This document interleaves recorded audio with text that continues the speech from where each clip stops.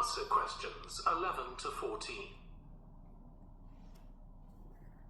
Good morning. My name's Erica Matthews, and I'm the owner of Matthews Island Holidays, a company set up by my parents. Thank you for coming to this presentation, in which I hope to interest you in what we have to offer. We're a small family-run company, and we believe in the importance of the personal touch. So we don't aim to compete with other companies on the number of customers. What we do is build on our many years' experience, more than almost any other rail holiday company, to ensure we provide perfect holidays in a small number of destinations, which we've got to know extremely well. I'll start with our 6-day Isle of Man holiday. This is a fascinating island in the Irish Sea, with Wales to the south, England to the east, Scotland to the north, and Northern Ireland to the west. Our holiday starts in Heysham, where your tour manager will meet you. Then you'll travel by ferry to the Isle of Man. Some people prefer to fly from Luton instead, and another popular option is to go by train to Liverpool and take a ferry from there. You have 5 nights in the hotel, and the price covers 5 breakfasts and dinners, and lunch on the 3 days when there are organised trips.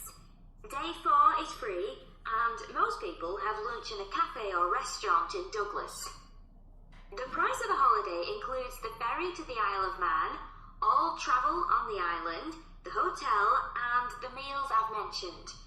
Incidentally, we try to make booking our holidays as simple and fair as possible. So, unlike with many companies, the price is the same whether you book 6 months in advance or at the last minute, and there's no supplement for single rooms in hotels.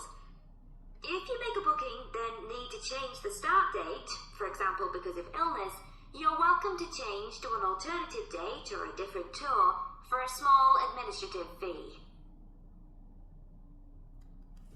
Before you hear the rest of the talk, you have some time to look at questions 15 to 20 and answer questions 15 to 20. Okay, so what does the holiday consist of? Well, on day 1, you'll arrive in time for a short introduction by your tour manager, followed by dinner in the hotel. The dining room looks out at the river, close to where it flows into the harbour, and there's usually plenty of activity going on. On day 2, you'll take the coach to the small town of Peel, on the way calling in at the Tynwald exhibition. The Isle of Man isn't part of the United Kingdom, and it has its own parliament called Tynwald. It's claimed that this is the world's oldest parliament that's still functioning, and that it dates back to 979.